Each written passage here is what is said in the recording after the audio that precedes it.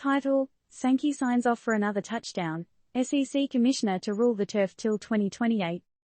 TL:, SEC Commissioner Greg Sankey, the man with a plan, rehints his commitment to steer the SEC ship until at least 2028. Taking over from Mike Slive in 2015, he's held down the fort like a pro, and looks set to continue his reign. Look alive, sports fans.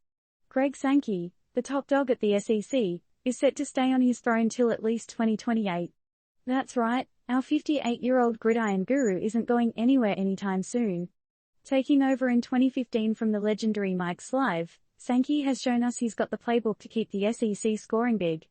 But let's take a step back, shall we? For the uninitiated, the Southeastern Conference, SEC, is the big leagues of college football. We're talking iconic institutions, powerhouse teams, and rivalries that make the Hatfields and McCoys look like a friendly game of tag.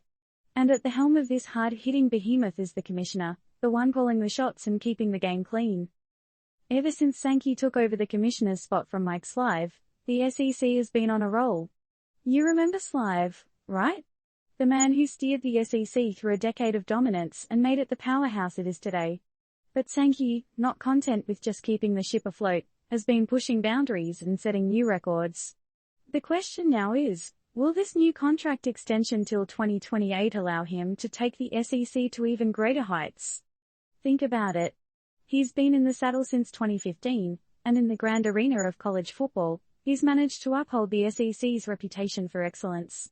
His leadership style, his commitment to fair play, and his eye for talent have kept the SEC on the right track. But with another 5 years inked into his playbook, what can we expect? More wins? More records? Or maybe, just maybe, a whole new era of SEC dominance? We're not fortune tellers, and neither is Sankey.